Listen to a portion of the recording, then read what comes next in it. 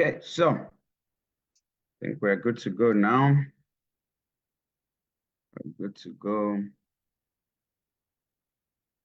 Okay, so you're welcome to tonight's session. I had to stream to Facebook so that we can have the recording. So this session is on how your child can gain admission to a UK university by passing the GCSE and A levels. And this is brought to you by Techland. Techland is an exam prep institute that focuses on students in the United Kingdom. And I'm the founder of Techland, and I have other people in the institute. So I am Omiyale Yomi.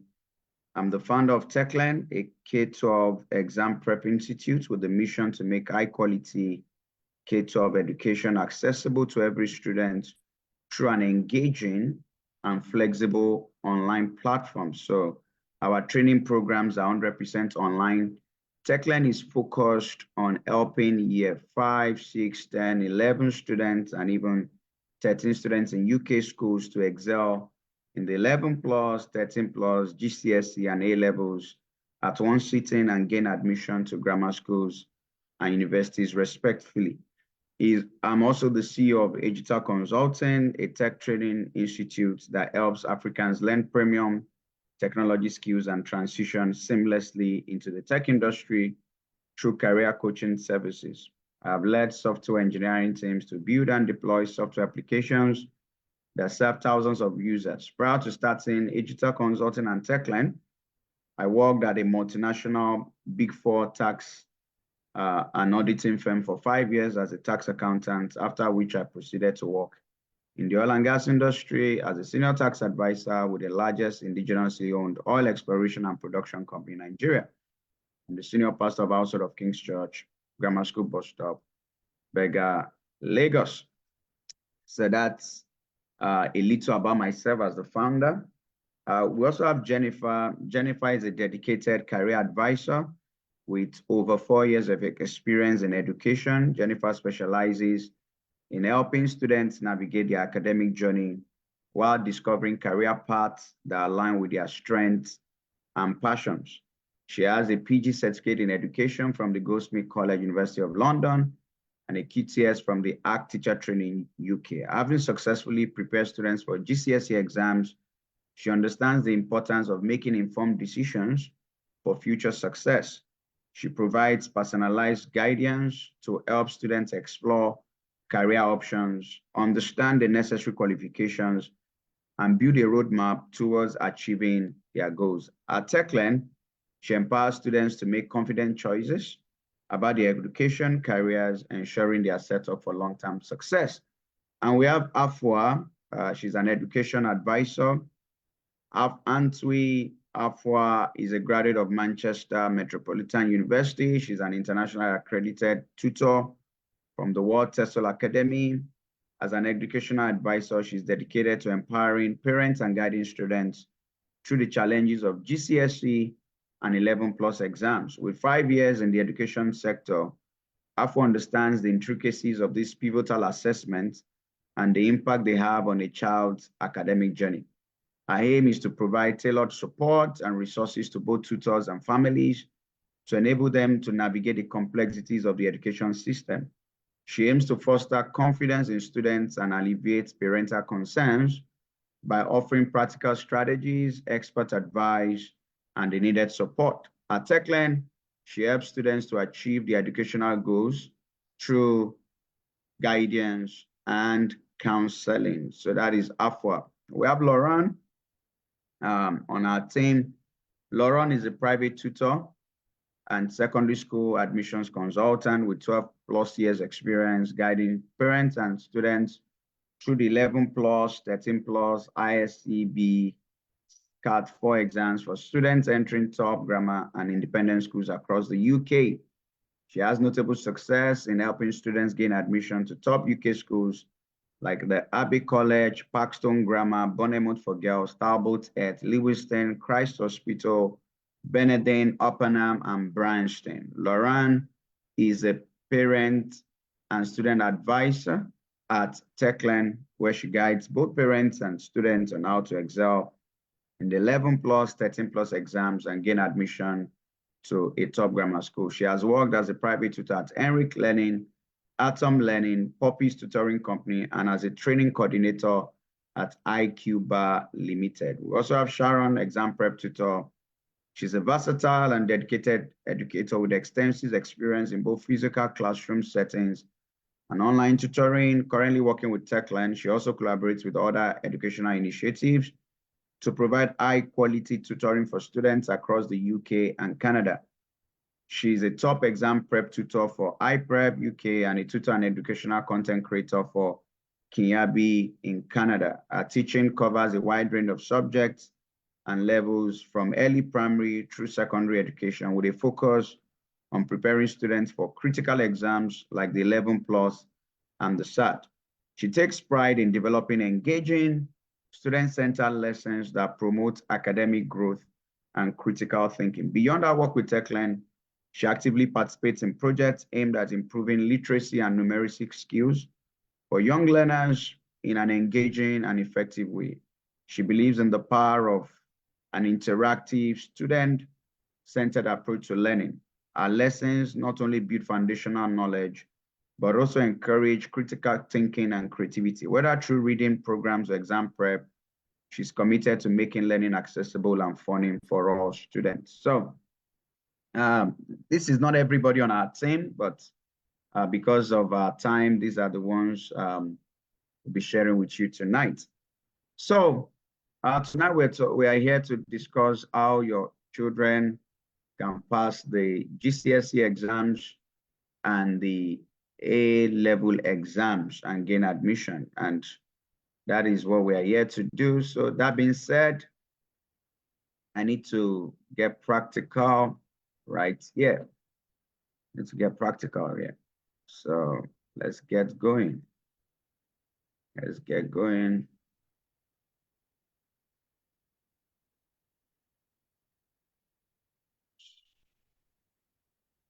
Okay.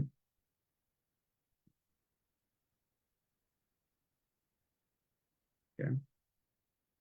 Let's do this.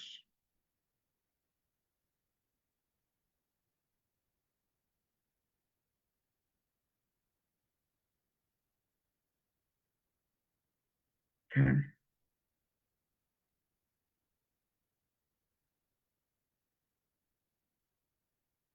Okay, so tonight, how to gain admission to a top UK university by passing the GCSE and the A-level exams. So then tonight I'll be bringing Jennifer by 7:45. Then after that, Afua will be joining us. But before then, I just want to paint the whole picture to us so we can understand this better. So how to gain admission to a top UK university. If you are following me, can I see your hands? How to gain admission to a top UK university by passing the GCSE and the A-level exams. Yeah, so let's get into this and let me explain this before we start the session. So gaining admission to a UK university involves the following steps. Number one, academic qualifications. Academic qualifications. So academic qualifications test your academic ability for the child. So that's number one. And under academic qualifications, we have the GCSE, which is the grade certificate in secondary education. And we have the A levels. So we have the GCSE and A levels right here. That's number one. So that is very important. Then you need a personal statement of purpose. Personal statement of purpose. right? This shows your interest. Then there's a need for a teacher reference. So from a tutor who can assess the ability of the child. Some schools ask for interviews. Some schools request for interviews to admit the child, right? Request for interviews. Some request for admission test. Admission test, right? So these are just like the way it is. Now let's talk about the GCSE. For the GCSE, there are what we call mandatory subjects. Mandatory subjects in the GCSE. So these are mandatory subjects. And under these mandatory subjects, we have maths, we have English, we have English. Okay, so there's English language under the mandatory subjects. We have English language. We have English literature. English literature. Right, and of course, for the mandatory subjects, we have science. Now, one thing about science is that under science, you either have combined science or you have it as separate sciences. So under combined science, you could have, you have it like physics, chemistry, and biology. That's the combined science, but you could also have separate sciences. And under the separate sciences, you have it separately. So for the separate sciences, you have it separately and still physics, chemistry, and biology. Right.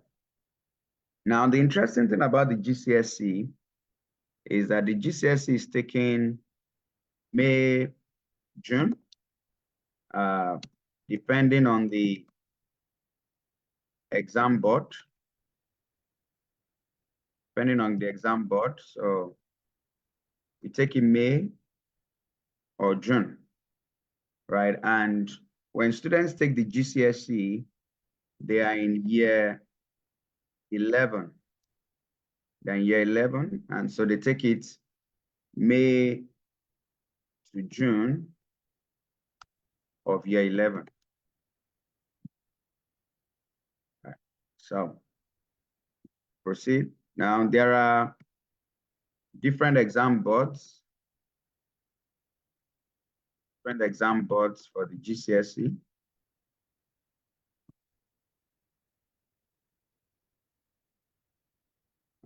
Some of them are the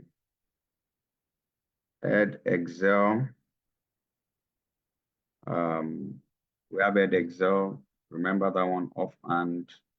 We have, I think, a QCR. Okay, we have, I think it's OCR. We have the OCR, then we have the AQA. So these are the different exam boards for this. And like I said, you either do the English language, but these are mandatory subjects. Now, there are some other subjects that are optional, but the major subjects are the maths, the English language, the English literature, and the science. And these are very important subjects, right? So a child as in who is seeking to gain admission must do well in these subjects for the GCSE, right? Very important. Now, when the exams are taking May, June, the results are out by August.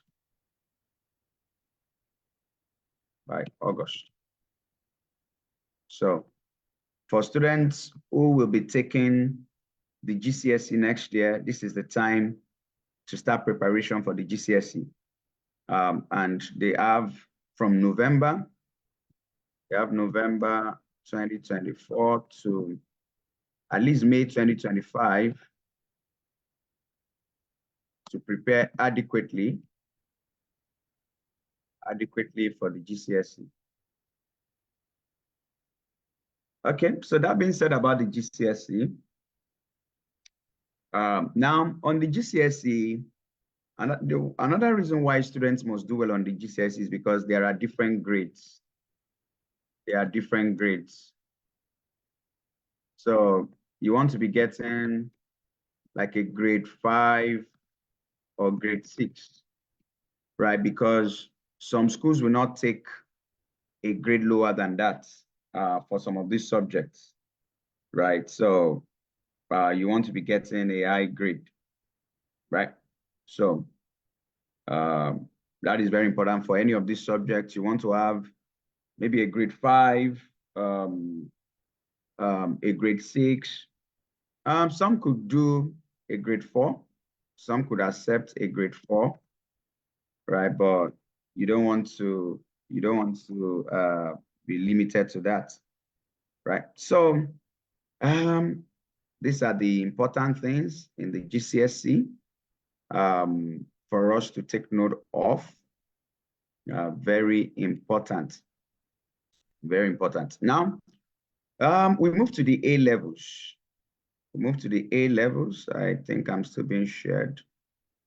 Okay. We move to the A levels. Now, the A levels are very important. Very important. Of course, there are other ways of gaining admission to UK universities, but we are talking about the academic route here. So the A levels are taken in year 13. And year 13 is like the final year of the UK, of the secondary education, in the UK. Yeah, so they're taken in year 13, and it's final year. It's also called final year. So when you hear things like key stage, it's final year of key stage 5. Final year of this key stage 5, and it covers 2 years. Covers 2 years of sixth form of college. So that's the A levels. Just like the GCSE, the A levels is also taken in May, June. It's taken May, June, right? The A level is taken May, June of year 13. Year 13. And when students pass the A levels, when they pass the A levels, the next thing is the admission. A levels, the next thing is either admission or university apprenticeship. So this is very important. So the GCSE level, the GCSE exam is fundamental. The A level is the final push to it. Just like the GCSE, now the A level has a lot of subjects, depending on what the child wants to study. So we have a whole lot of them. I'll be listing out those subjects. Now for the A level, most candidates take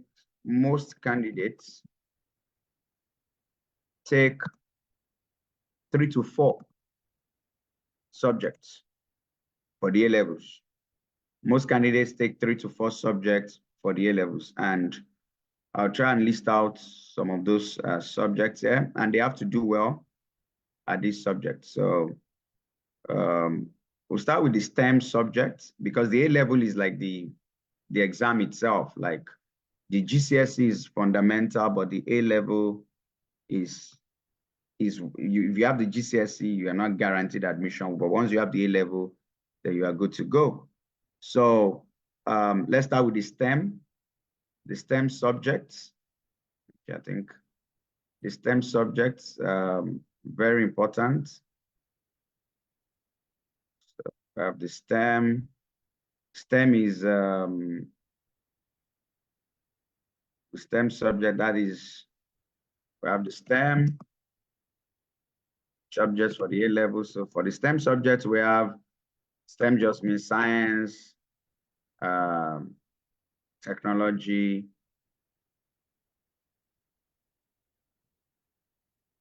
engineering, mathematics. That's it. That's it, that right there. Right there. So there are a lot of subjects here. I'll list out some of them. So under here, you have mathematics, you have further mathematics,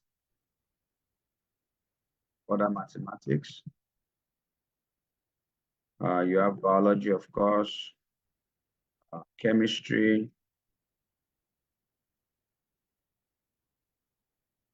you have physics,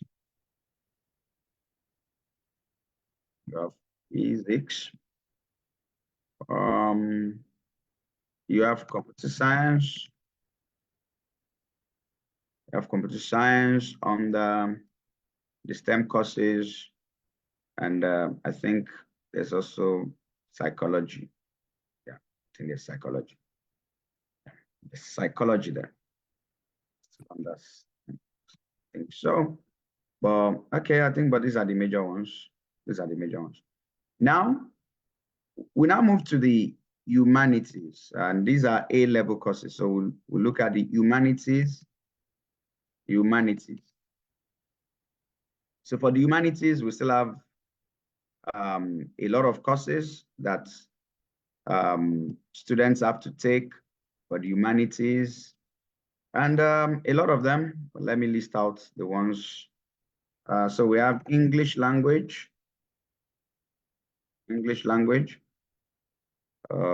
So the A-level subjects the students take is based on the university requirements. So they take the A-level subjects based on the requirements of the university. So we have English language, we have English literature, we have law, we have philosophy, we have geography. Right here, we have philosophy, we have geography, we have economics.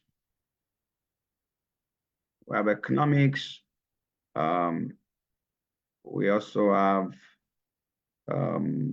politics, we have religious studies, economics, politics. Yeah, we have politics, we have religious studies.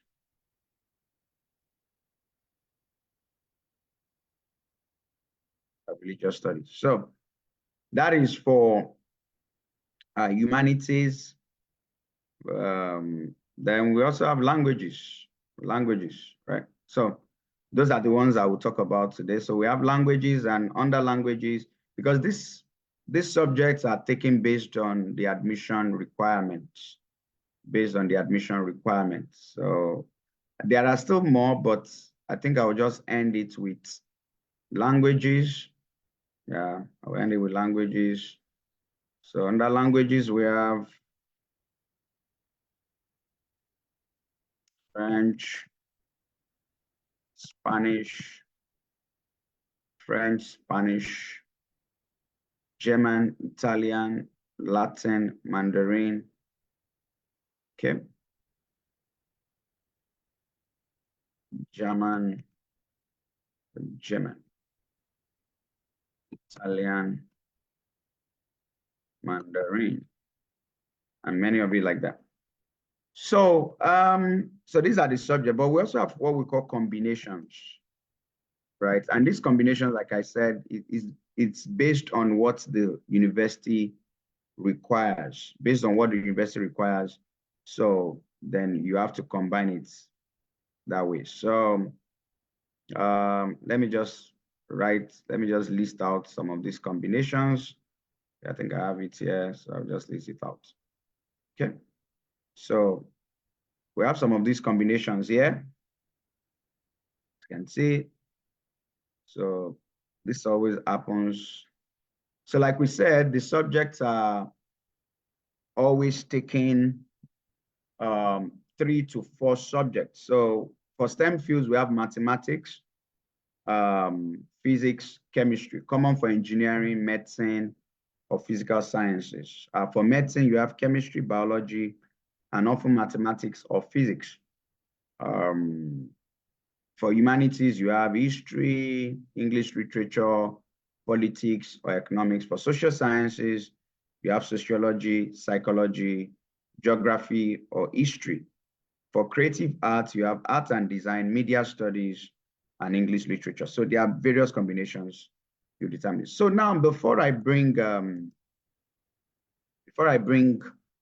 Jennifer to this session tonight, I just also want to talk to you about how TechLearn can help you to pass the GCSE and the A-level exams.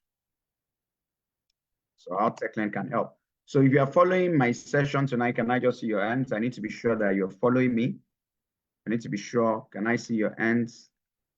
I need to be sure that you're following my session tonight, okay? You can see that some people are actually following me. Okay, thanks for that.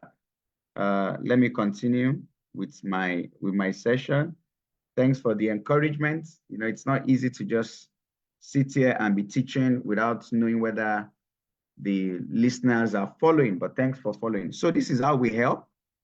You already know you need to do well in these exams, but this is our model, and this is how we help the child to do well in these exams. So first of all, there are 2 different exams. We have the GCSE. The GCSE is for year 11, like I've said earlier, and that will be taking May to June 2024. Sorry, 2025. But they start from November. They start preparation November 2024. Take that. So now, this is how we help. We have if 4 hours in a week session, 4 hours a week session, 4 hours a week program. So it's like 4 sessions in a week. And it's based on the subjects the child is taking. So like we said, the core subjects are math, that's for GCSE, English, science, the case might be English literature. So, but based on what the child, based on the child's exam the child is taking, we have a 4, so each session is 4 hours, 4 sessions in a week, each session is 4 hours. It's 4 hours, and it's from November 2024 to May 2025. So it's like 7 months of training or coaching to pass these exams, because the GCSE is a fundamental requirement. So, and it's based on, so the time of the classes 5 p.m. to 8 p.m. So the child can do either 5 to 6 p.m., can do 6 p.m. to 7 p.m., can do 7 p.m. to 8 p.m. Or, so once the child chooses a time slot, that's a slot that they will continue with. So it's either they do 5 p.m. to 6 p.m., they do 6 p.m. to 7 p.m., or they do 7 p.m. to 8 p.m. That is their slot, and that is what they will take. right? And this will continue for 7 months till they are well prepared to pass the exam. Very important. Now for this, like I always tell people, we're just doing a promo at the moment. If you go online for GCSE tutoring, you'll see things like £30 per hour. You could see things like at times that people do £50 per hour, right? And it's the same training because we have very qualified tutors, sound, who have many years of experience teaching. Some have 6 years experience, 5 years experience teaching, 12 years experience teaching. So they are very sound and they know their stuff, right? So in this situation, every month, in a month, your child gets a minimum of 16 hours of coaching because it's 4 hours in a week and it's based on the needs of the child. So, but every week the child will go through a 4 hours coaching, but minimum of 16 hours of coaching in a month because, yeah, so that's it. Now, aside from that, there are monthly, and this is the Techland advantage. This is where Techland is very, very unique and different. There are monthly sessions with the parents, where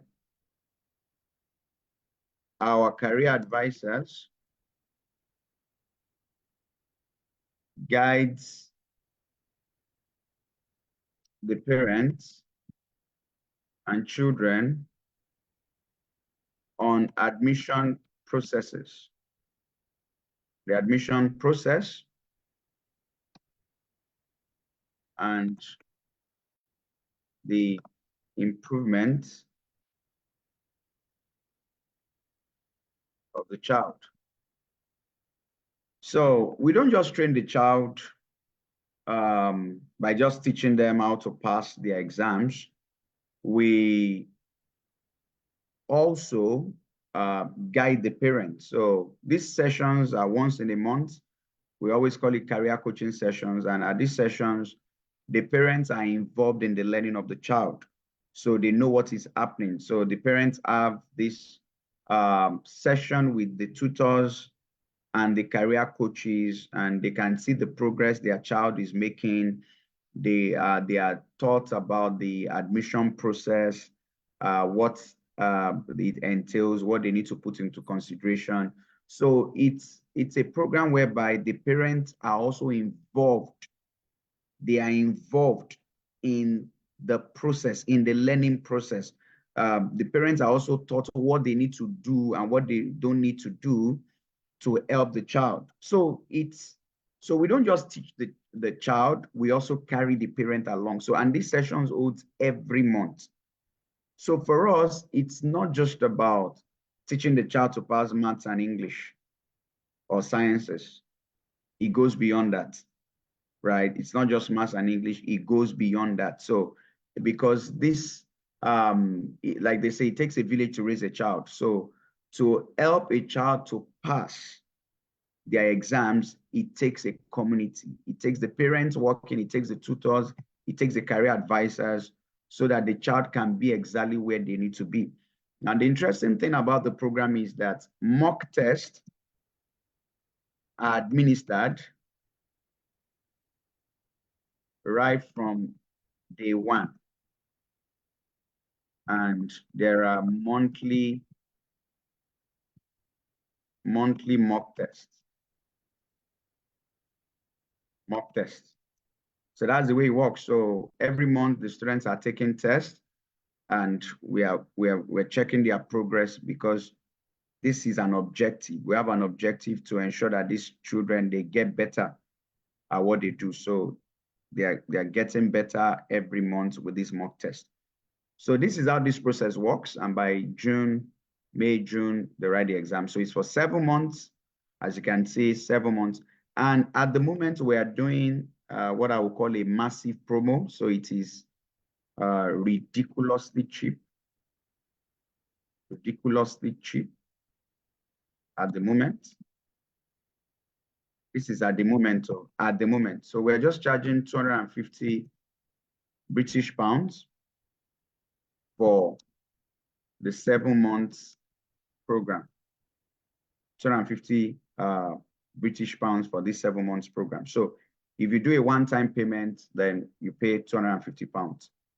If you do a two-time payment, that will be 170 GBP and 170 GBP, right? So you pay 170 GBP, then 3 months after, so this is 170 GBP now, then another 170 GBP 3 months time, that is by January, right? And then pay that. Now, for those who want to do a 3-time payment, now, like I said, this is a promo price, and that is why we are being very, we're going very low. But after this, because we're still bringing in another batch by November, we still feel, okay, they have enough time to prepare. By ending of November, another batch will come in, but it won't be this ridiculously cheap. This is just a giveaway to help people at this point in time. So I need you to take note of that, because there have been times we have done these things and people have waited and they've reached out to say, okay, I think I'm ready now. And only for them to realize that the price has changed and they've complained. So I need to put it out here that this is just for this period. This is for this period. After this period, we will charge the right amount of money for this program. So that is very, very important. Now, for those who are doing 3 instrumental payments, that's 135. Now, we do another 135 GBP by December. Then they do another 135 GBP by February. So that is it. So, but if you are doing a one-time payment, you just do 250 GBP. And for the next 7 months, your child is learning. It's the same tool for the A levels. Like I said, those who are taking the A levels, you're taking the A levels, you are in year 13, and you are taking in May, June next year. May, June next year for the A levels. So, yeah. So it's the same process. The days are still Mondays, Tuesdays is 4 hours a week, Wednesdays, Thursdays. Can choose 5 p.m. to 8 p.m. But these slots are based on availability. But be rest assured that you always get any slot between this time. But if a slot is filled up, then we'll tell you the available slots. That, okay, sorry, 5 p.m. to 6 p.m. is filled up. Oh, sorry, 6 p.m. to 8 p.m. is filled up. So I need to put out there that it's based on availability. And just like for the Gcse, they also have their career coaching sessions, so everybody just enjoy, and it's the same amount of money too. We're charging the same, because this is just a promo. It's just a promo for everybody at this point in time. So we are going unusually cheap, right? Unusually cheap. So I think I've touched many of the things. I still have a few minutes before Jennifer comes on and we'll ask her a few questions, right? So these are A levels. Okay, so another thing I also need to say is they learn in study groups, and the study groups is 3 to 4 students for the A levels. 3 to 4 students for the A levels and Gcse. So you have 3 to 4 students in a study group, and it has been proven that peer-to-peer learning goes a long way in helping a child improve academically, right? So for some of you who attended our 11 plus and the KS2 webinar, please note that for that, the registration closes by next week, Tuesday, which is October 29, and the training starts next week, Wednesday, which is October 30. So take note of that. Registration closes next week, Tuesday. The training starts next week, Wednesday, and registration is ongoing already. All right. So for this training, registration closes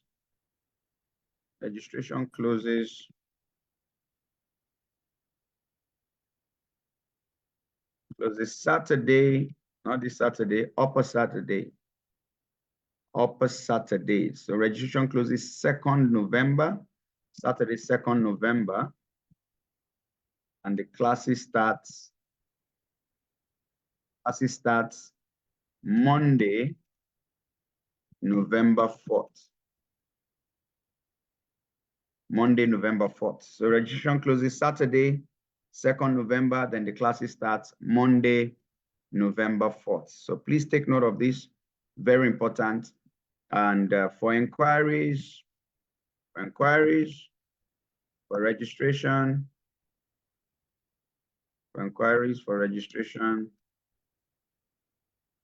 kindly chat up. Chat up +234 00775.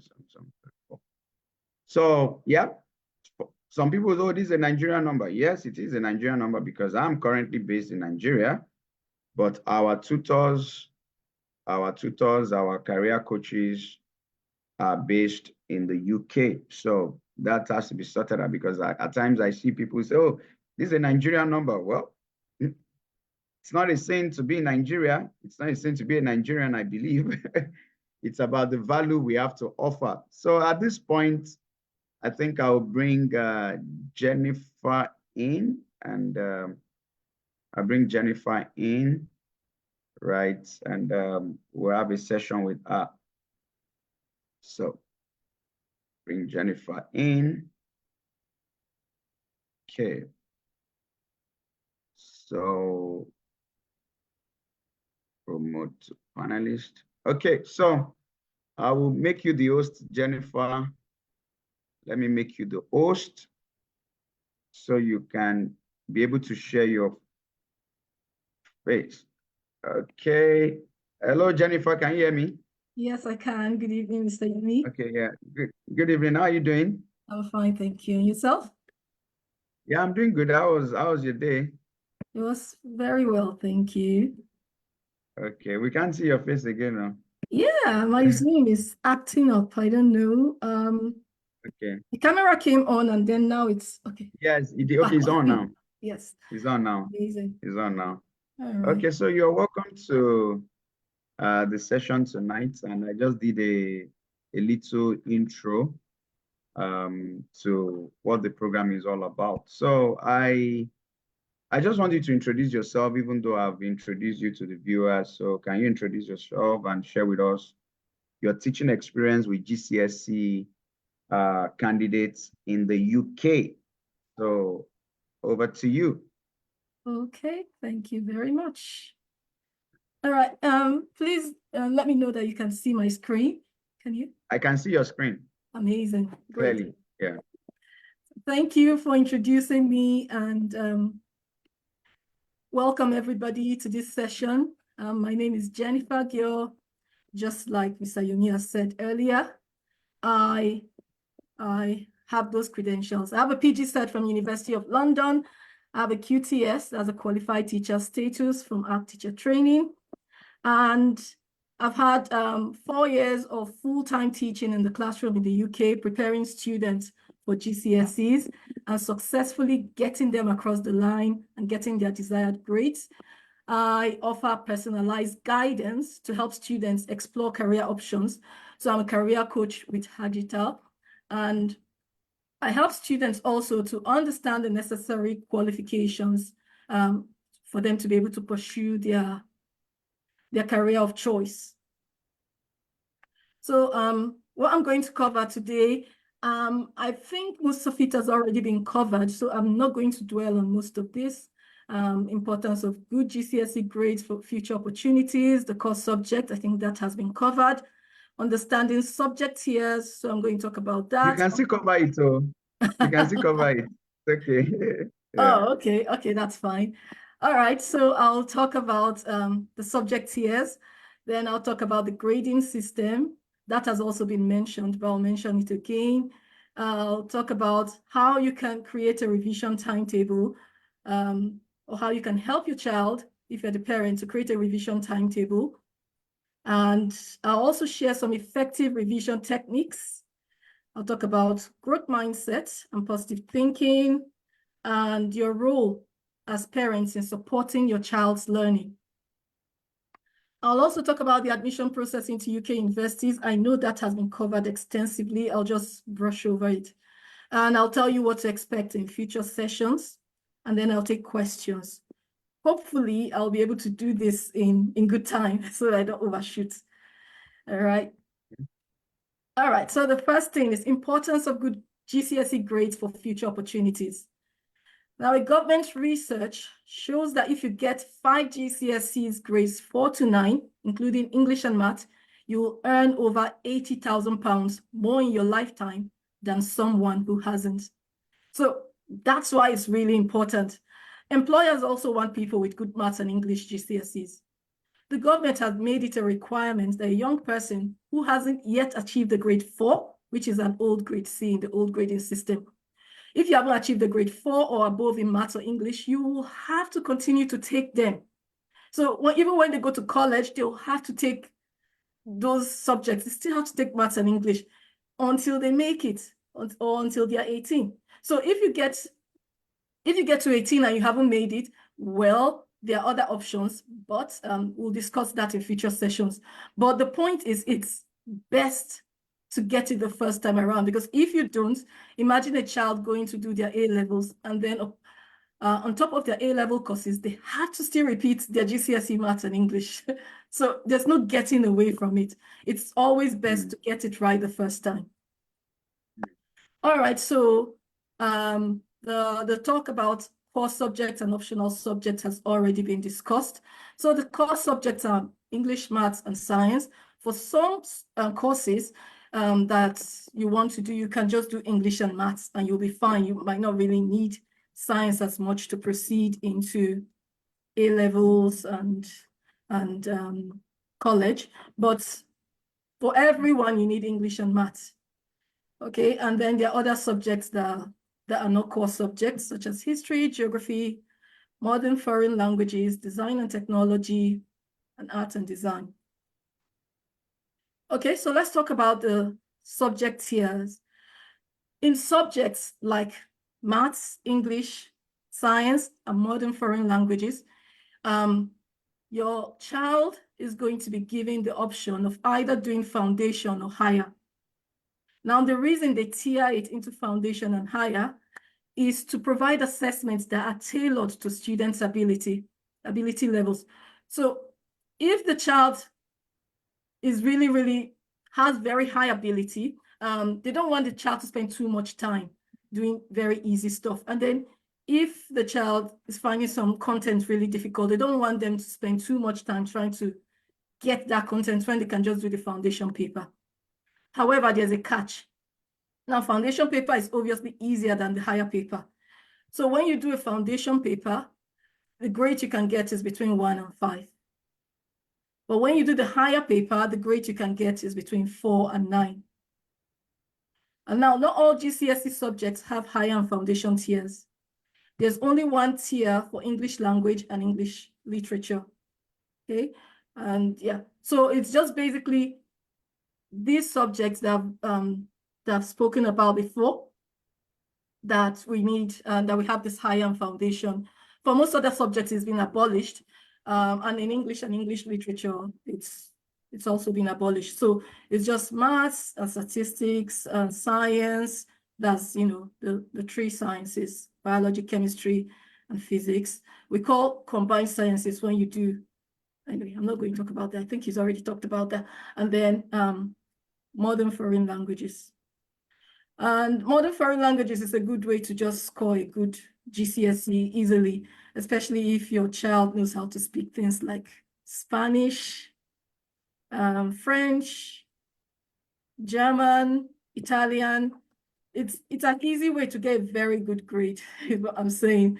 A lot of students can easily get a grade 7 or a grade 9, in modern foreign languages just because they can speak, because there's a speaking exam. You go there and you speak. So, yeah. So some of you must have been wondering, what is 4, what is 9, what is 1? Because we're used to A, B, C's, and D's, and E's and F's here. So this is the grading system now in the UK. The 9 to 1 grading system scale is a numerical system used to grade GCSEs in the UK. Previously, they were using letters, but then they moved it to the numbers. And this is what the numbers mean. So if you get a U, it's the same thing as getting a U before. So a U just means that you did not even get up to a grade 1. Like, that's the lowest of the lowest. Okay. And then if you get a grade 1 is like getting like a G. I never quite saw anybody get a G in the past, but yeah. And then an F is like between 1 and 2. So between 1 and 2 is when you get an F in the previous scale. Okay, so if you get a 2, you're like someone that got an E. And then if you get a 3, it's just the same as getting a D in the past. So a person with a 3, you came close to a C, but you didn't quite get it. So that's a 3. So the pass mark for most colleges and A levels, you need to get at least a 4, which will be a C. Okay, and then if you want to do a very, very science-based course like engineering or math or medicine or something like that, you need to be aiming for 7s to 9s. You can't get below a 7 in all your core subjects, because most A-level sixth forms will not take you if you get below that.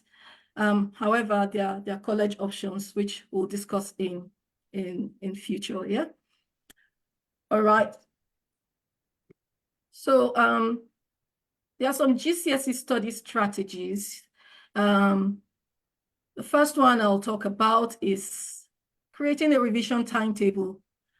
So apart from your school timetable, it's really important that the child has a revision timetable at home, and the revision timetable will state how he's going to be learning about, how he's going to be studying on his own.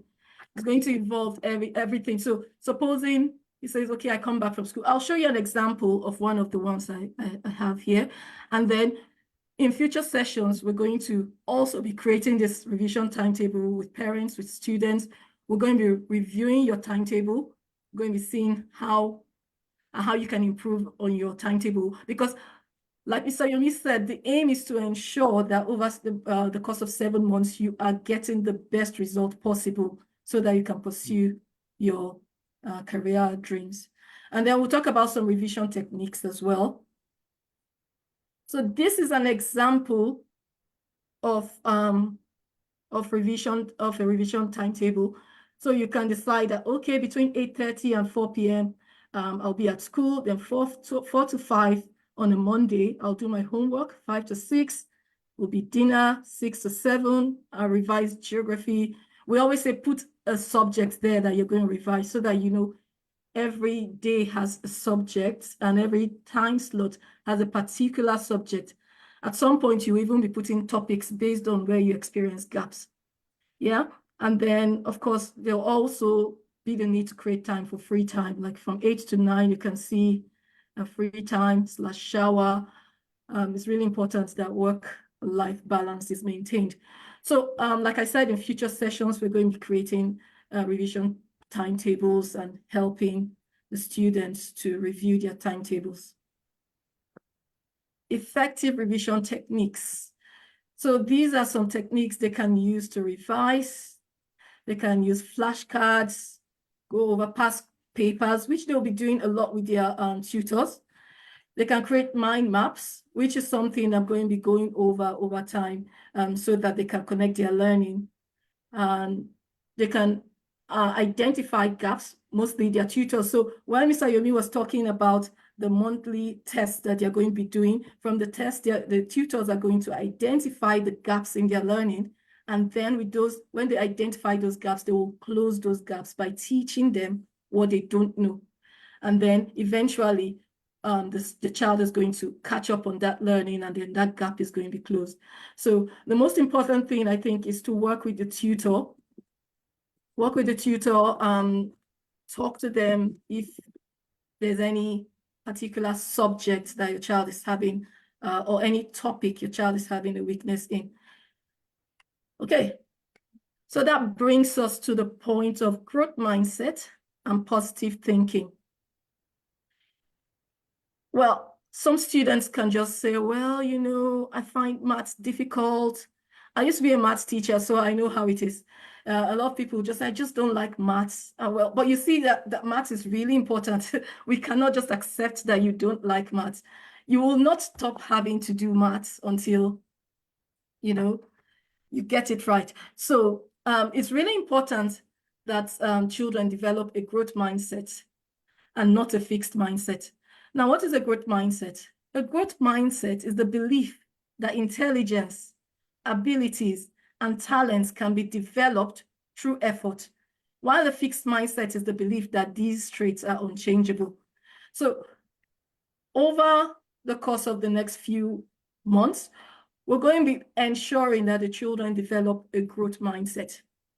They need to know that whatever you don't know now, you can learn, because nobody was born with all the knowledge. And if you put in the work, you can get whatever grade that you want to get. So there's no point in saying, I'm just not intelligent, I'm not brilliant, this person can get it, but I can't. No, with a growth mindset, you know that, okay, last month, maybe I got 50% in the test. This month I got 55% or 60%. And then you see that positive, that there's some improvement, and then you keep working towards that. Or last month I didn't know anything about quadratic equations, but this month I'm pretty confident in it. So it's just measuring those little wins and building on them that will help you to achieve that success. How can parents help? Parents can help by creating a positive study environment, so making sure the house is quiet enough, and the child is supported, you know, the mindset, because this generation is very big on mental health.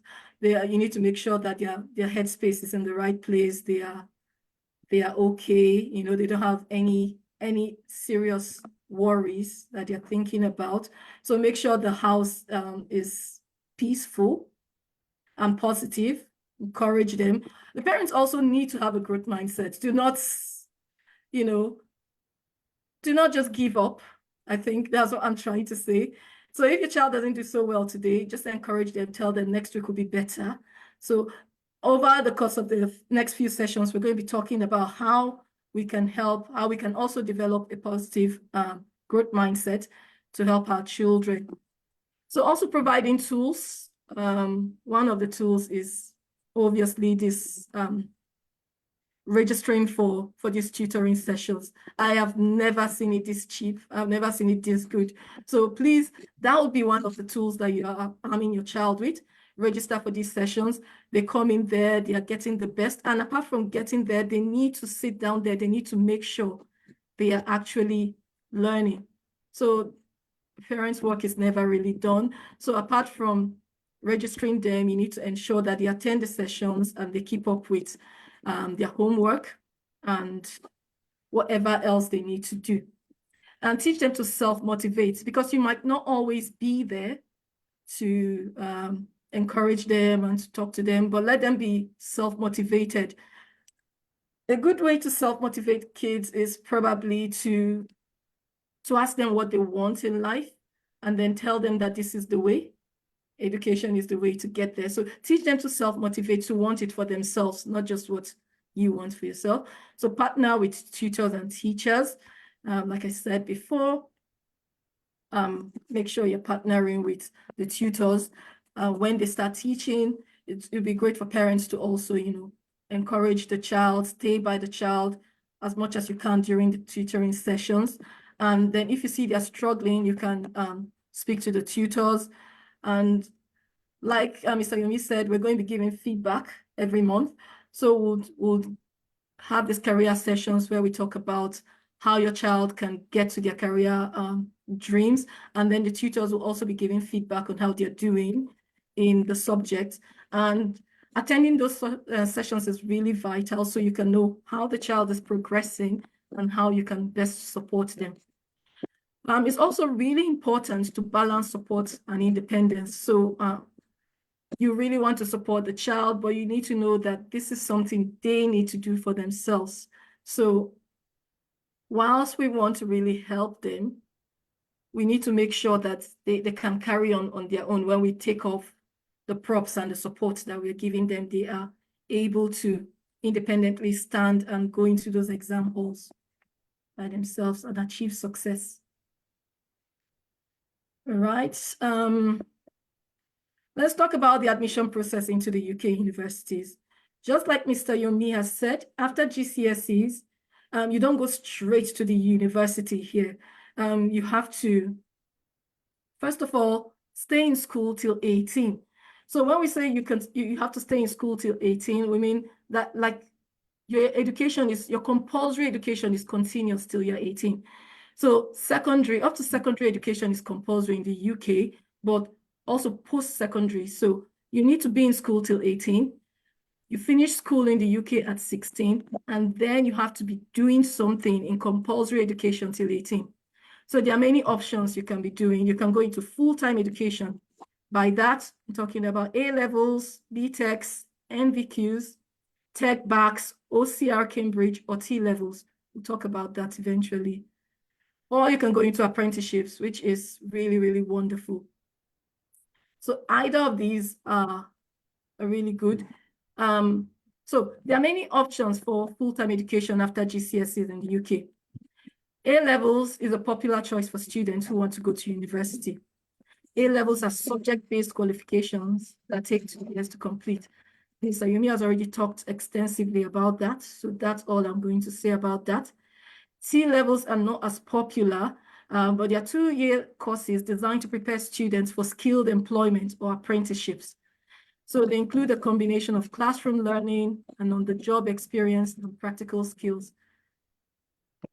I'll come back to T-levels in a bit. Vocational qualifications, these courses focus on practical skills for work and include BTECs, NVQs, and Tech Backs. And then higher education, this includes diplomas, bachelor's degrees, and foundation degrees. And then apprenticeships can include working and getting paid or off-the-job training. Now, out of these, the most desirable is apprenticeships. The reason apprenticeships are very desirable is because the student is getting, you're working, you're getting experience, and you're also getting paid, and you're getting a qualification. So but they're very few. So that's why it's not so popular, because a lot of employers do not really offer that. The best way to get into university is to go through the A-levels. The reason A-levels is really popular is because when you do your A-levels, you have a choice. You can decide to, maybe at the start of the A-levels, you wanted to do engineering. At the end of the A-levels, you decide you want to do medicine. You're still fine. You can still go in. But if you go through higher education, for example, you go through a foundation degree in a college, and you do a foundation degree in cybersecurity. And at the end of the 2 years, you decide you don't really want it. You have to go back and do another foundation degree. You can't just decide that, okay, I really prefer engineering. You will not be able to go, because that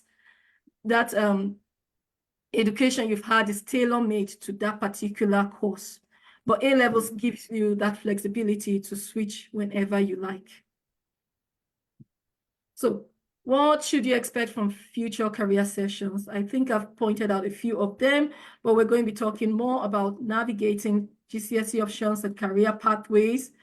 We'll talk about institutions and post-16 education options. So we'll talk about colleges, when to apply, how to apply. And we're going to be strategizing on how you can go into higher education and build a career plan. So it actually takes a strategy to get into top universities, especially.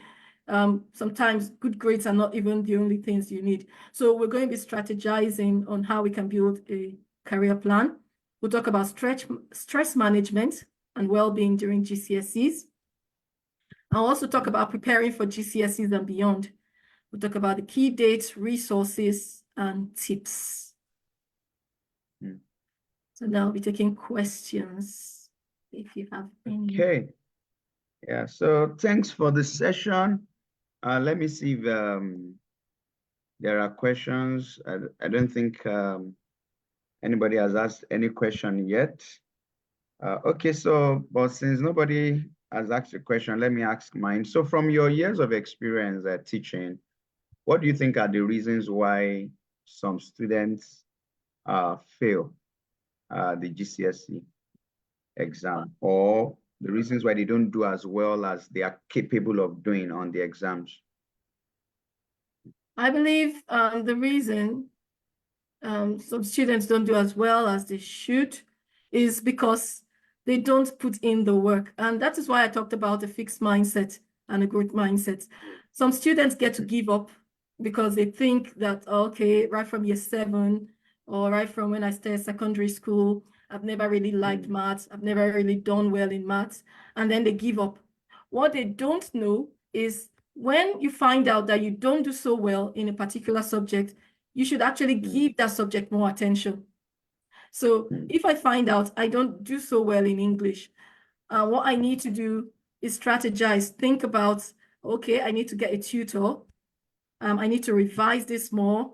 I need to probably create a revision timetable and do everything I've talked about. Create that revision timetable, use flashcards, go through past question papers, discuss with my tutor. So basically, you need to seek support and give it even more time. But the only way they can do this is by not feeling defeated. And that means they have a growth mindset. They know that if I give this more energy, if I put in more time, more energy, more resources into this subject, I can make it, because success is not fixed. Success can be achieved by me working hard. So when students can relate success with hard work, it really helps. But when they think that success just comes naturally, that's when they give up, and that's when they don't do as well. Okay, and then they need to engage with all the sessions, because I have been tutoring for a while too in the past, and I know that some students do not just attend the sessions, or when you give them work, they don't do it, or they don't do the homework. So it's not magic. They will not automatically be able to get those good grades unless they put in the work, unless they put in the effort. Okay, so one thing I got from what you said tonight was the fixed mindset and the growth mindset. So can you just share with us an experience of where you applied the growth mindset to a child who wasn't doing so well, and what was the eventual outcome of applying that growth mindset? There's a belief that, okay, a child cannot do well in this subject. That's a fixed mindset of this is who the child is, and there's nothing that can be done about it. But have there been times you applied the growth mindset that people can actually improve? And what was the outcome of applying that mindset? Yeah. Yes. Okay, that's really beautiful. I can think of 2 examples off the top of my head. Let me tell you the first one. Just last year, my GCSE class. So I taught some year 11 students maths GCSEs, and there was this girl in my class at the start of the year. The other teachers had already told me, because they had taught her in the past, and they told me, forget her, she's not really good at maths, you know. So when they had already told me that she wasn't so strong at maths, but I went into my class and I told them I don't want anybody to come into this class thinking that they can't make maths, because everybody here has to make it. And then I just kept giving them encouraging talks like that every single day. And, you know, with constant practice, because we're doing a lot of exam practice, I noticed that her grades, you know, her scores kept getting better and better. And the reason she was getting better was because she actually believed everything I said. When I told her, and I told her many stories about how this growth mindset can really show up in your life, she took it and ran with it. And then, at home, she was practicing on her own. She would come randomly in the morning and give me a question paper she's gone through and say, please, can you just mark this for me? She would come during break time, during lunchtime to ask me, can you please go over this question with me? Can you please show me how to do this? So I saw that she was really keen. And I was really encouraged by her keenness, but trust me, I didn't do anything extra for this child. The only things I did was when she came to ask, but I didn't go out of my way. She was doing all the work. She was going home. She was doing all her work. She was doing her homework. And eventually, the funny thing is a lot of people in that class that thought they were better than her, even as the GCSEs were approaching and we're doing mocks, they were seeing that she was topping the class. And at the end of the day, she was able to come out with a grade 5 because it was the foundation class. So a grade 5 was the best you could get. And she was crying her results day. She said, Miss, I've never got beyond the grade 2. So I'm talking about somebody that had not got beyond the grade 2, but the effort she put in, the work she put in, she just moved so fast. And so, yeah, so that was really encouraging.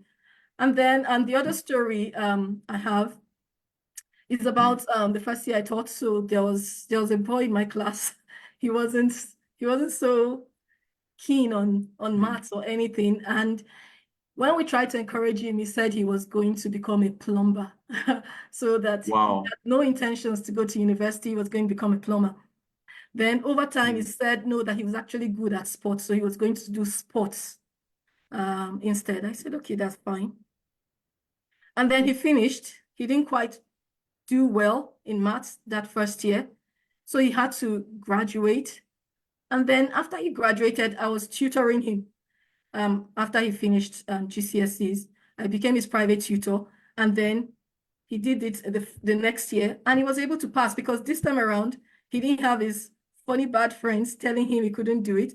So it was just one-to-one tutoring.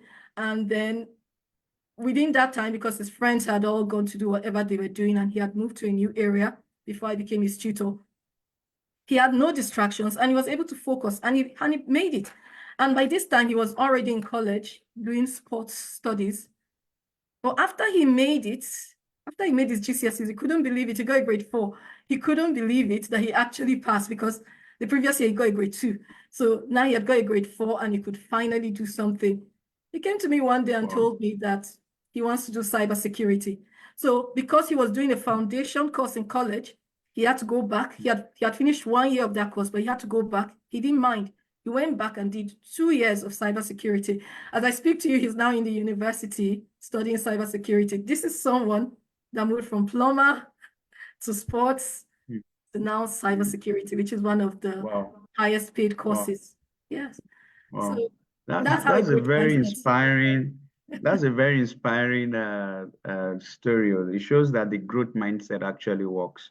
It does. Right. So the last question I have tonight is the role of parents, because we at TechLearn, we believe that parents are an important part of the process, and that is why every month there are career coaching sessions with the parents so that they can do what is expected of them to help the child succeed. So in your years of experience, have there been instances where parents have played a vital part in helping their child improve academically? And can you share with us some of the things those parents have done from your years of experience? Yeah. Oh, yes, definitely. So the most important thing that parents need to do is like those things I shared on my slide when I talked about creating an enabling environment. So you need to make sure that the child, the child feels safe, the child has space to study. And sometimes that means take away their games. So I've had parents that have had to take away phones, take away games, and also paint a picture. It's really important that you collaborate with the child. You don't just impose. Take the child along, tell the child, and this often involves a lot of repetition. I've seen parents that go on and on. You know, you have to repeat it. Some of them even print things and put on the wall. They get the child to envision that. Sometimes they, they call it brainwashing. So you keep telling the child, keep saying it until the child actually believes it. Tell the child you're going to be great. You're going to be really rich. But the way you can do it is by going to school. So I know a student in my old school. What the parents did was the parents actually, the father worked in a car sales shop. So he actually got, what do they call that car? It's like a sports car. He got it and he put it in front of the house. And he told the boy, you know, finish your GCSEs and I'll let you drive this car. So that was the boy's dream. If you pass your GCSEs, you do really well.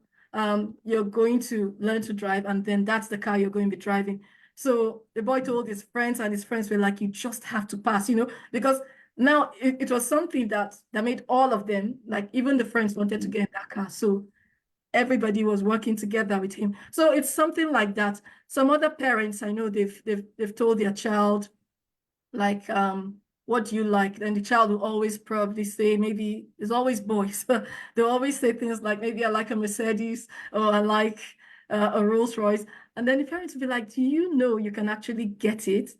But the way you can get You it have is to. you have to work hard for it. So if you work hard, then there's so many examples all around us, so many examples. And if you can't find examples around you, you can find very inspiring stories online. So many of these people that are up there, same way. So they worked hard and then they were able to break free. The thing is, education is the only way that a child of a poor man can get to the highest echelon and sit with whoever, wherever. So that's the thing. So once they understand that this is your gateway to the future that you want, that I think Yeah, but it doesn't come in one day because they are so it distracted doesn't. by friends, by Yeah. social media, by everything. So it takes a lot of work, and every child is different. What works for one child might not work for another child. So it's about knowing your child, having those conversations, and then trying to find out how you can best motivate that child to chase that dream, because you want it, they want it, but they need to be willing to put in the work. And then if you're Exactly. there to always encourage them, and probably sometimes sit down there and revise with them, even though you don't Yeah. really know how to, or you Yeah. don't really understand the subject properly, you just sit down there and maybe tell them, okay, I'll be quizzing you, I'll ask you the questions, you answer, you know, just let them know you're there for them, create the tools. They need pens, books, textbooks. They need to join tutoring sessions like this, whatever they need, yeah, provide all those things. And that would really go a long way. Yeah. And Cool. also So if someone parents has a attend, yeah. yeah, and also if parents Yeah, attend these continue. career sessions with their Yeah. children, it helps the children to see that, Yeah. oh, this person is actually interested in my future. And then, Yeah. you know, there's something about a parent putting in that energy, putting in that effort that makes the child feel like, oh, you believe in me. Interesting. So son has a question here. My son has not met his GCSE maths requirement for the course he wants to study in Warwick University. So he's unable to do the prerequisite exams. Please, can a higher A-level maths grade compensate for this, or is it too late? My son's predicted grade is an A, but he needs A asterisk with minimum of 8 in maths GCE, but he had 7 in maths. So what can you say to that question? I think that's a question you probably have to ask the school directly, because every school is different. So there are options. If the school says, yeah, we can be flexible with that, then good. If they say they can't be flexible, then an option might be to retake the GCSEs. I know they're taking it in November, but it's too late to register now. So maybe retake it in next year. Yeah. Yeah, so that's just it. Just do a GCSE retake. So even people that pass can retake GCSEs just to get a higher grade. And since Yeah. he's already so good at A-level maths. The GCSE maths is Yeah. going to be a walkover. Shouldn't be a problem. Yeah. Yeah. So then Mr. Emmanuel asked a question, though I think we've answered a part of it, but this will be the last question. So he said, is there any measure to ensure that the children focus on the learning and not wandering the website when classes are on? Very funny question. Yeah, so one of the ways that we Yeah. do is get them to put their cameras on. So we need to Hmm. see them, that they're there, and then ask them questions. Most times the tutors will be questioning them during the session, asking them questions, and that will give them away if they are not focused, they would not be able to answer.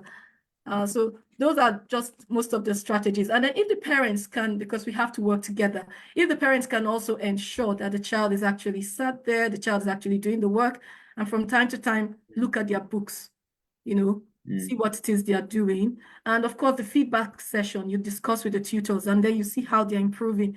That would keep them in check because they'll know that, oh, my dad is going to be there. He's going to ask, the tutor is going to tell him, because this is a small group. The tutor can see 3 to 4 people very easily. Yes, There's no hiding exactly. place. Yeah. So thank you very much, Jennifer. It's been a very wonderful session. I just wish we could just continue and talk and talk and talk, but we have to bring in Afua, and we also have to call it a day. So thanks for your time. Just hold on. I need to get the host back so that, yeah. So thank you for your time. Do have a wonderful time and see you at the career coaching sessions with the parents and the children. Right. So bye. Thank Yeah. you. Bye. So I'm bringing in Afua right now. Afua Antwi will be joining us for the next session. I've already introduced Afua to us, but okay, so Afua is right here. Make her the host. So you're welcome. Hi. Afua, good to see you. How are It you doing? How's work today? was good. Not too busy. Okay, Yeah. well, interesting. Okay, How about so you? doing good as always. God is helping us. Right. So Yeah. yeah, you're welcome once again to Thank this you. session. Yeah, so Thank I've you. already introduced you, but you can also introduce yourself to our viewers, and from there you can have the presentation. So over to you, Afua. Yes, Yeah. please. Thank you. Hi everyone. Good evening. Nice to meet you all. My name is Afua, and this session will just be a nice quick session on insight to GCSE exams, most of which has already been covered.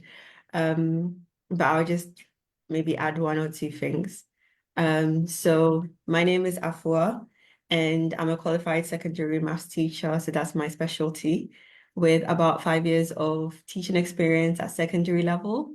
And I've also taught in primary as well. I've taught students at Key Stage 2 up until Key Stage 4. And I hope this is an insightful and informative session for you. And if there's any information you would like to know, please feel free to ask. Yes. And yeah, that's all about me, really.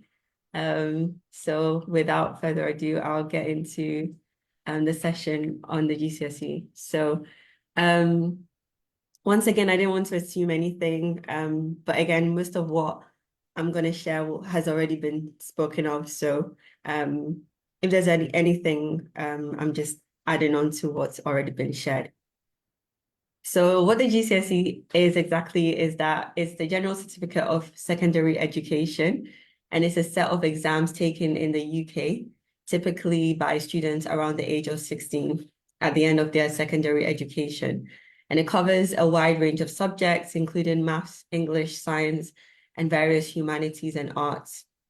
The results are important for further education opportunities, such as A-levels or vocational training, and the grading system ranges from 9 to 1, 9 being the highest and 1 being the lowest. And I believe our sister who just spoke, I'm so sorry, I literally just forgot her name. My mind went blank. Jennifer.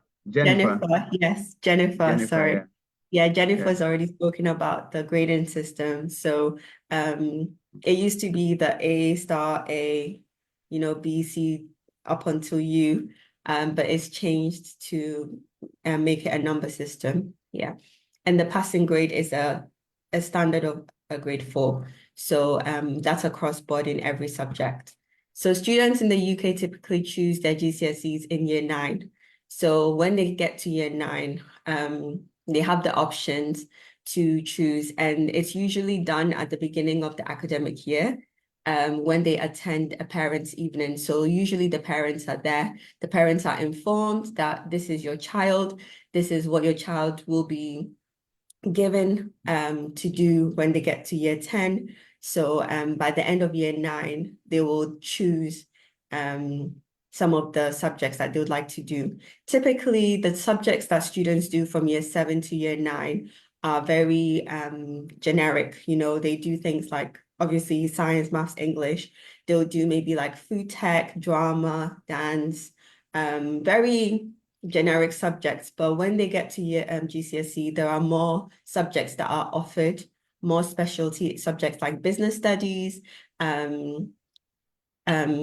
design technology, maybe they'll go into health and social care, or dance, for example. That's a GCSE that some students opt to do. So for the subjects that they haven't been exposed to, there's usually a day or a week where they get taught by those subject specialists. So they'll get a chance to see what is involved and like what is included in that subject, like business studies. They don't usually do business studies until GCSE level. So they get sort of an insight into what it's going to be like if they were to choose those subjects. And again, the reason why the parents are so crucial to this process is that the choices not only affects obviously the children, but it will also affect the parents, because they will be there every step of the way to support them. So they need to know as well what the strengths of the students are, because some students are like, oh yeah, I want to do I want to I want to become a dancer, or I want to become a drama, an actor or something. But the parents will know that it's not so easy to succeed in those type of careers. So at least have some kind of backup plan, have some kind of second choice, if anything. So usually the parents are involved in the choosing of the options. And then, so usually the options are chosen by the students alongside their parents, which is why it's important for parents to attend the parents' evening to gain knowledge of the child's performance in their preferred subjects with their teachers, especially because the teachers will best know that, okay, if your child was to do this subject, they will likely be outstanding, they'll be amazing, or I think they're going to struggle. So maybe something else, or if you really want your child to do this subject, maybe try and get some help alongside the way. So that brings me to the exam boards that are offered at GCSE level. So different schools and different subjects actually have different exam boards that they choose to offer for their students. So the most popular ones are AQA, OCR, and EdExcel. They are usually what most schools provide. Then you also have the WJEC, which offers GCSE for it mainly operates in Wales, but it also offers GCSEs in England.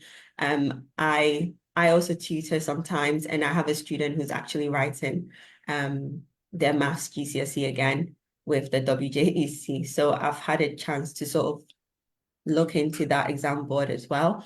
And then you have the Cambridge International Examinations, which offers international GCSEs or IGCSEs, which are recognized worldwide.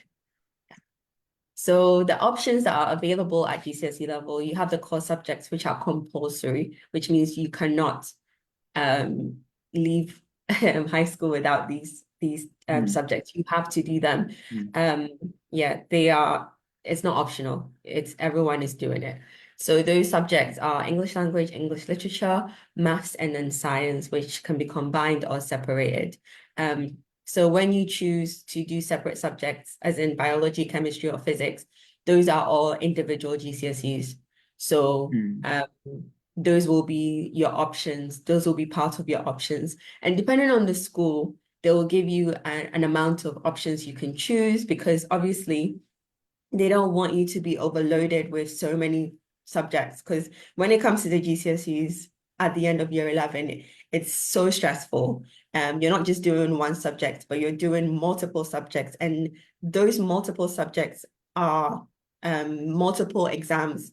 For example, maths is 3 exams. So just one subject is 3 exams. So if you're doing about 10 subjects, that could be 30 exams that you're doing, which can be really overwhelming. So yeah, your options are they usually give you options based on your ability as well. Some schools, they may cap you at maybe you only have 3 options to choose, or maybe you can choose up to 5 options, or you can choose multiple options depending on your ability and how well you've coped in school.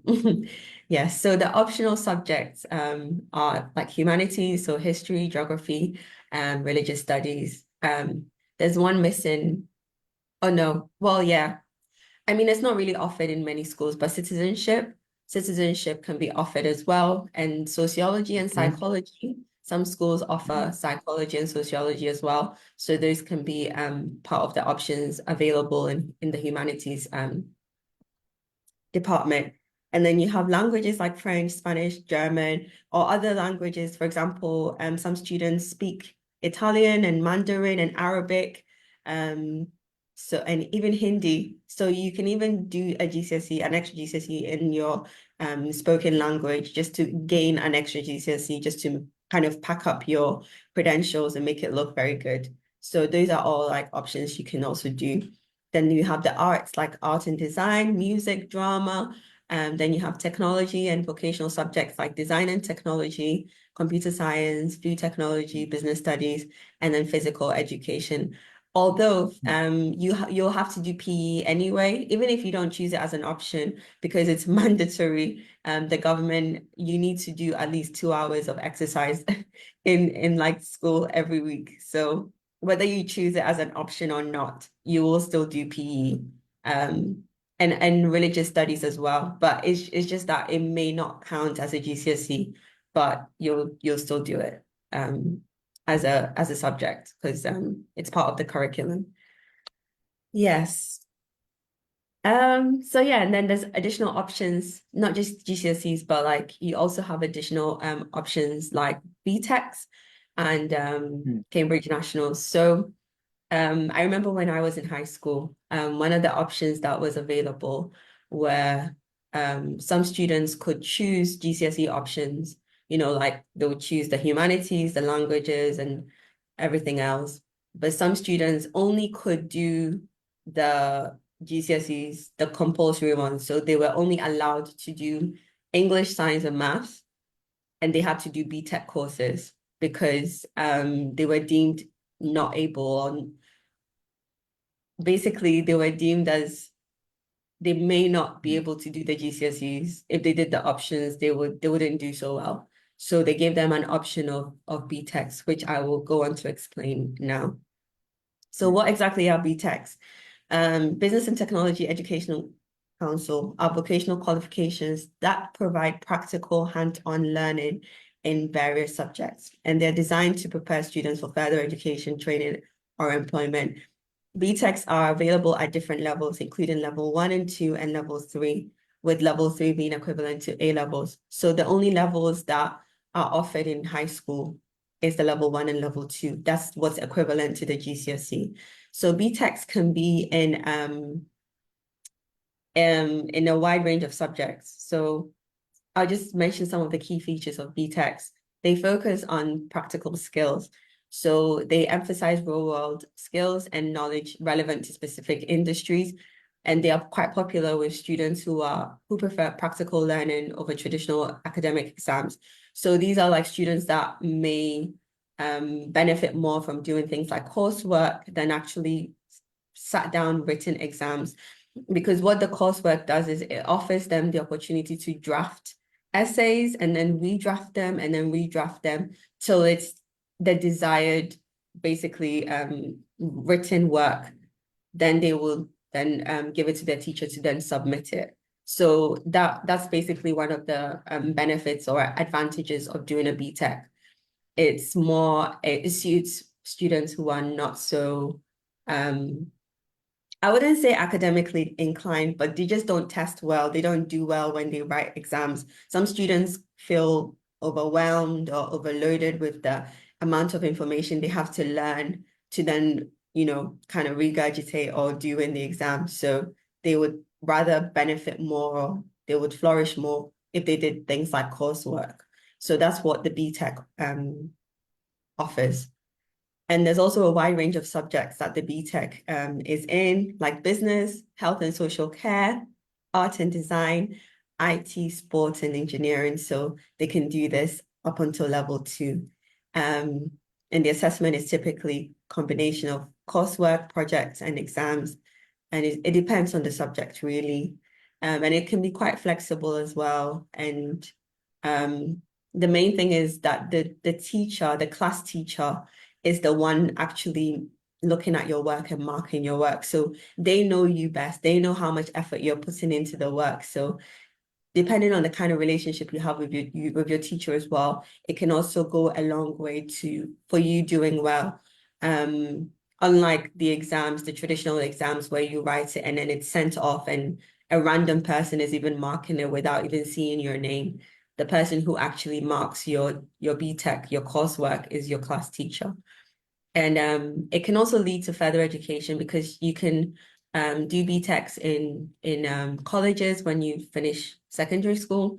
You can then go on to do the level 3, which if you do well in, can actually qualify you to attend universities. So you can actually get into really prestigious universities with a BTEC.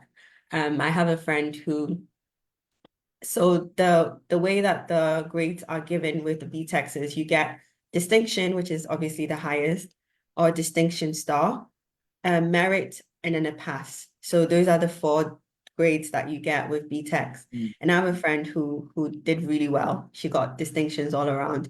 She went on to go to a Russell Group University, which is a Russell Group University is one of the old universities in the UK. So any university that has university of is a Russell Group University. So University of Manchester, University of Birmingham, University of London, University of this, University of that, University of Kent, all those, University of Leeds, all those universities are Russell Group universities. So you can even get into those type of universities with a BTEC. So it's actually really appealing.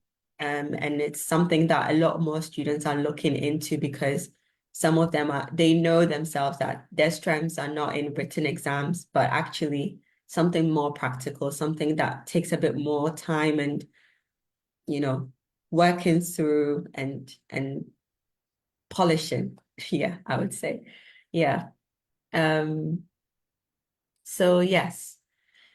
Then we have GCSEs and IGCSEs. So the main difference is there's actually not that much difference between GCSEs and international GCSEs, apart from the recognition that IGCSE is international. And a lot of international schools take that route of writing IGCSE because that's what is internationally recognized. Yeah.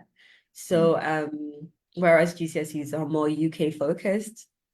Another one is the curriculum and the assessment. The IGCSE is more flexible in its subject and assessment methods, such as allowing for coursework or alternative assessments. GCSEs typically have more standardized assessment criteria. The grading system as well, it's quite similar, but the IGCSE can be seen as more rigorous depending on the subject and exam board. I know, for example, that English in IGCSE can be, they can, like, for example, English literature, they can take any kind of literature from around the world. It doesn't have to be British literature. It can be, American or Iranian, or it can be African, it can be anything from a wide range of literature from different countries. So that could be seen as a bit more difficult because if you're someone who's not so used to that particular, I don't know, region, you may struggle and find it difficult. But I mean, English is English, so but it can be a bit more difficult, yeah. And then the other thing, and which is I think the main thing, is that IGCSE may be offered in English as a second language. So if you're maybe from an Arabic speaking country, you can write your IGCSE in Arabic. It doesn't have to be in English if that's not your first language. So that's I guess something that is really good for non-native English speakers. Whereas the GCSE is designed for students in the UK, so it's in English and there's no translating of the content to any other language. But both qualifications are valuable, and the choice between the two depends on the student's location and future educational plans. Yeah. So I just want to talk about the benefits of excellent scores in Yeah. GCSEs. Yeah. Okay. So further education opportunities, the higher your GCSE scores are, the better access you have to A-levels, vocational programs, college placements, which are crucial for pursuing higher education. I remember when I was applying for my college and sixth forms, I went everywhere. I went to all the best schools in my area, in my city, and I found out all the prospects and basically all the requirements I needed and everything. And I got into the best one that was available for me. So that was really good. And that was because I got the requirements, I got the grades I needed to go there. So it's really important that and I think Jennifer mentioned it as well, that it puts you at a place where you have options. Yeah, you're not limited to your options. The better or the more GCSEs you have and the better you do in those GCSEs, the more options and choices you have to do anything you really want to do. When I went to university, I didn't go to university to study maths. I went to study accounting and finance, and then I decided that I wanted to move into teaching. But if I didn't have my GCSE that I did, and if I didn't have the A-levels I did, I wouldn't have had the opportunity to even go into teaching. Yeah. So doing as well as you can offers you so many options. Knowing that I have good A-levels and I have good GCSEs makes me not feel not restricted in whatever career that I want to go in. I can go into because I have good grades. University admission as well. Yeah, I was so surprised when I went to my university interview, as well as my actual job interview, and they didn't even ask me for my A-levels. They asked me for my GCSEs. I was very shocked. Yeah, that's when I really understood how powerful and how important GCSEs are, because students do them when they're so young, but they don't actually know that this thing is gonna carry me through everything I do. They will ask me, yeah, they will definitely ask me what my GCSEs are. So it gives you a competitive edge when you do well in your GCSEs. And it's also just the basic qualification needed for every hiring career or criteria. Then you have foundation for skills. So doing well in your GCSEs, it helps you in skills like critical thinking, problem solving, effective communication. And this is really valuable for further education and even in the workplace. I always say that, maths is so important because maths is problem solving. And every career and every job requires problem solving because problems are there every single day. So how do you tackle them? How do you think? Solving problems in maths is so transferable. It's not just about numbers, it's about life in general. So maths is so important for everything. But again, I'm speaking because that's my specialty. But I'm sure a science teacher may say the same thing about, I don't know, chemistry or something. And then it also gives you the confidence and the motivation as well as subject specialization. So like what I was saying, in order for me to do a maths A level, I needed to have a certain grade in my GCSE. And if I didn't have that, I wouldn't have got into that A level. I have a student who needed a grade 6 to do biology. She needed a grade 6 in maths to do biology. Can you imagine? So it's like, even though it's not this specific subject, it's needed for another subject. So it's really important to do well across board in all your GCSEs. And it also gives you scholarship opportunities. Some educational institutions and organizations offer scholarships and financial aid based on academic performance and including GCSE results. So in my school, there was a boy who's, I think his mom was like a stay-at-home mom and the dad was a taxi driver, but he was like a brainiac. He was so clever, like far beyond anyone. Even the head teacher said he's never met anyone like him.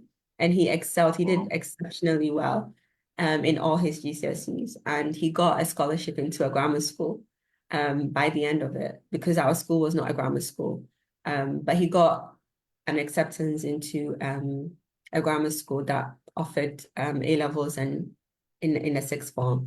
So it's also really, really great to do well. So you have scholarships to go to like prestigious schools for your A levels. And even I mean, more personal to me, that also happened to my brother. He also got an opportunity to go to a grammar school because of his GCSE grades. So it doesn't necessarily matter if you don't get into a grammar school at secondary level. There's still hope. If you want to, you can get into one for your A levels. And yeah. So reasons why students fail in their GCSEs, and I think you asked this question before. Yes. One of the main reasons is insufficient preparation. So not having the right study habits, not knowing or understanding the material that you're being taught. And I find that a lot of students, they say, oh, I hate this subject, I hate this, or I don't like this teacher, or this and that and that. But it's because they don't understand. Once they understand, it's fine. But because they don't understand, it's not okay. They hate it. So it's really important to address those concerns for the students. Another one is exam anxiety. A lot of students are really anxious when it comes to exams, and it's mainly because they don't have as much practical experience writing exams. So they feel overwhelmed. They feel like it's too much. They feel like, oh, I can't do it. But I really liked what Jennifer said about the mindset, having that growth mindset, having that positive mindset, having that attitude to say that I can do this, however long it takes, I will do it, and I can do it. Having that attitude of a can-do person is really, really important. Another one is poor time management. They can't do multiple things. They can't multitask. A lot of students cannot multitask, mainly because they have such a short attention span, because they're always watching TV, always on their phones, social media, watching videos. I know people that can spend hours just scrolling and scrolling and scrolling. But when it comes to studying, they can't even focus for 30 minutes. So that's something that, depending on the student, they'll need to deal with.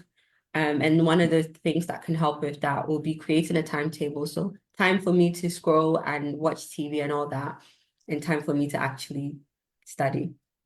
Yeah. Limited support as well. So a lot of students, I find, do not share their worries. They don't talk to their parents. They don't talk to their teachers. They don't talk to anyone. They just suffer in silence. So that's one of the reasons why students fail in their GCSEs. And I find that personally, as a teacher, the students that I like the most are the ones who are always coming to me. They're always asking me questions. They're always saying, oh, what about this? How can I do this? What is this? I don't understand this. because it shows that they're actually interested. And that's what the teacher is there for. That's what the teacher is being paid for.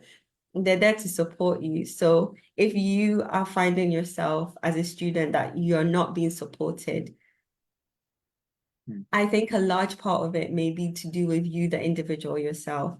And some students are quite shy. So that's when it's so important that the parents step in for them. That was me. I was that shy student who wouldn't speak up. And my mom came into the school and she was always there. She was always there in the school. She was really she was a bit much, but it was good because I wasn't doing it. So you really, as a parent, you really need to be involved in your child's education, just so that someone is being held accountable as well. Even the child feels that they are accountable to you as well. Yeah. And learning difficulties. Now this one is really quite significant for some students, because what it does is that when students are undiagnosed or unsupported and they have learning difficulties and disabilities, it makes it harder for them. But there's so much opportunity and there's so much available support for them. For example, in my school, some students get extra time in their exams. They get like an extra 30 minutes just to write the exams because of maybe some kind of learning difficulty that they have.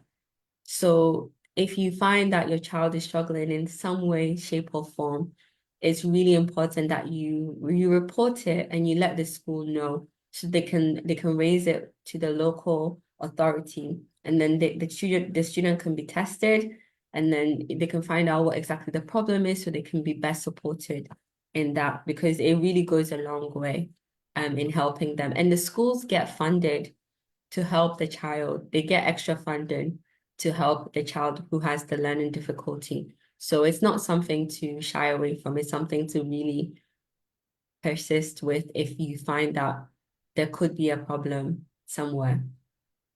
Another one is health issues. So mental health, physical health problems can really hinder a student's ability. So that's something to also consider. A lack of interest and motivation. Some students are really lazy. They need a lot of holding hand and speaking to, and just need a lot of talking to. So that's really something that can also help. Inadequate resources, but through the tutoring, sorry, I'm getting tongue-tied. Through the tutoring and the help the tutors and the educational advisors will provide, hopefully the students will have adequate resources to do well and to revise with. Disruptive environment and changing schools or curriculum. So especially students coming from different countries, that can be really, really difficult.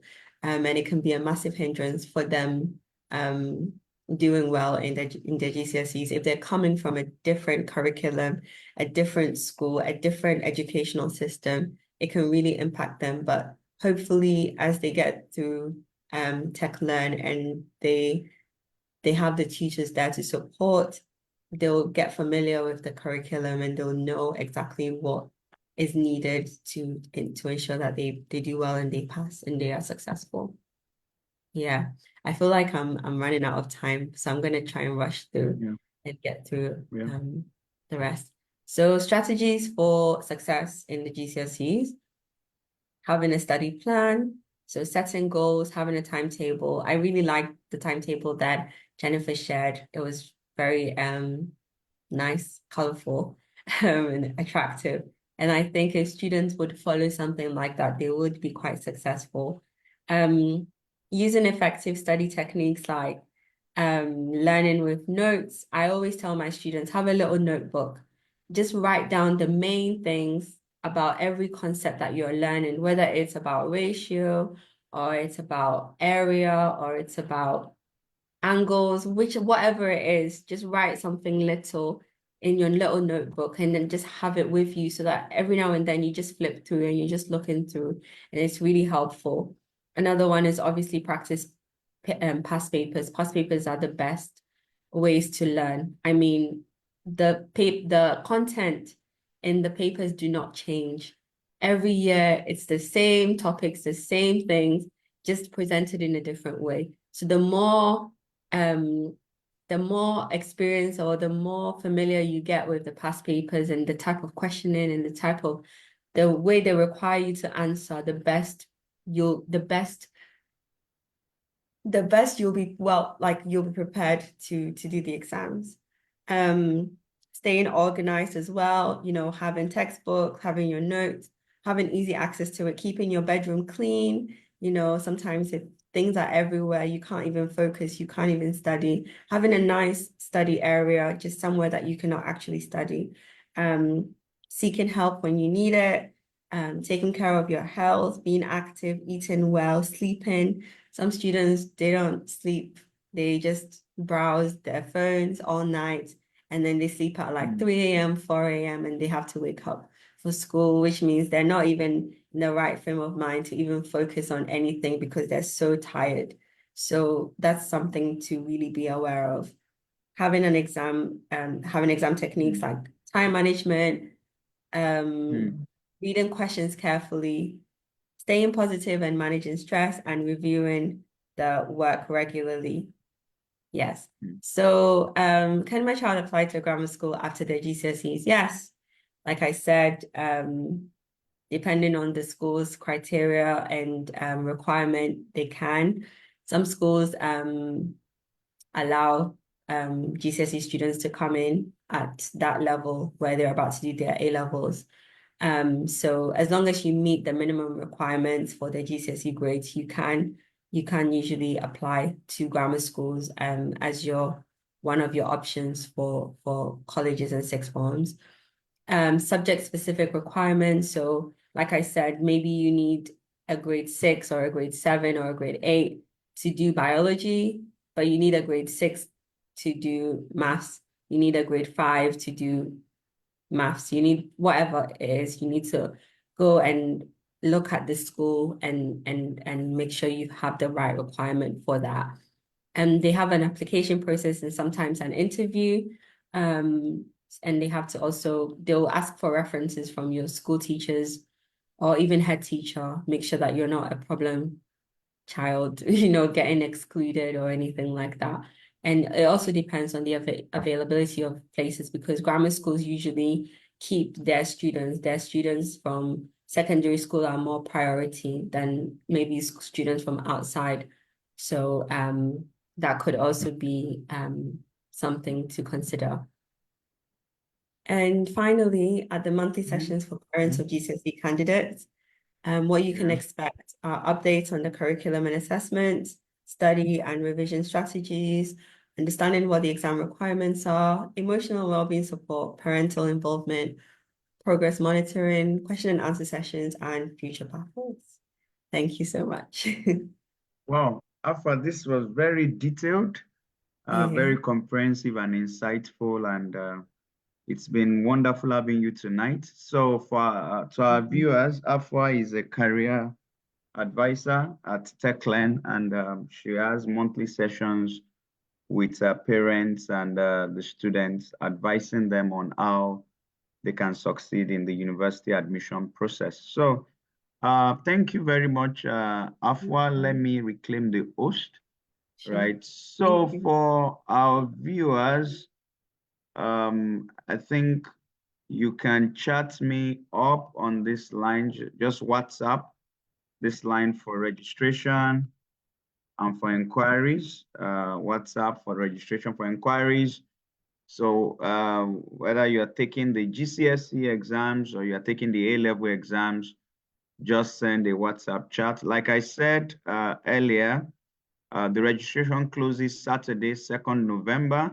Classes start Monday, 4th of November, right? So it's 4 hours a week, Mondays to Thursdays, 5 p.m. to 8 p.m. You choose an hour in between. And please note that if the hour you selected is filled, you have to settle for the other time slot. So we have monthly mock tests. We have monthly career coaching sessions with parents and the career advisors. It's cheap, as you can see, because this is a promo, £250 for the 7 months program. If you are doing 2 times instrumental payment, you do 170, 170. If you are doing 3 times, you do 135, 135, 135.